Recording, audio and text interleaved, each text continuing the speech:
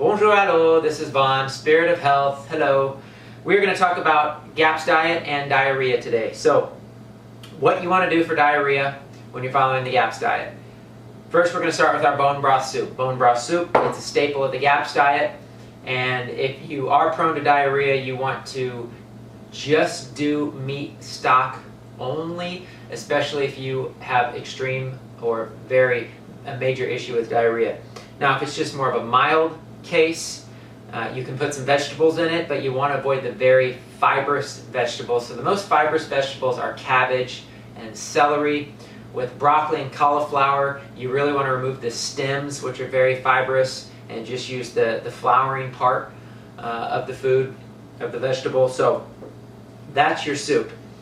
Now what you want to do is you want to add in some fermented foods to help bulk or firm up your stools, because that diarrhea can be an issue. It can cause a lot of mineral loss and a lot of discomfort. So we want to firm up the stools, and probiotics or fermented foods are very, very powerful for that. So I'm going to kind of give you the introduction schedule and where to start with that. We always start with sauerkraut juice.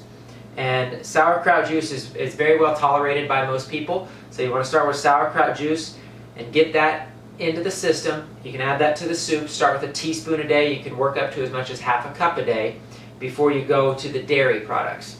With the dairy, you want to do a sensitivity test. Again, you want to put those on the inside of your wrist, get up the next morning, see if it's red, angry, irritated. That means you're sensitive and you need to wait. So if that's red and angry right out of the gate with the first dairy product, which would be whey, you need to stick with sauerkraut juice for maybe a few more weeks until you receive some healing in the gut lining and you can start to handle that dairy. But the first dairy product that we introduce is fermented whey. And whey, and then we're going to move on to sour cream, yogurt, and kefir. And the reason we use these fermented foods for diarrhea is that they contain protein, and protein really helps to bulk those stools. So whey, you can also work up to as much as half a cup a day. Again, start with a teaspoon, work your way up slowly, but you can do up to a half a cup a day. Once you are fine with the whey, you can move on to the sour cream. Then you can move on to yogurt. And finally, we add in the kefir. The kefir is the strongest, contains the most bacteria in it.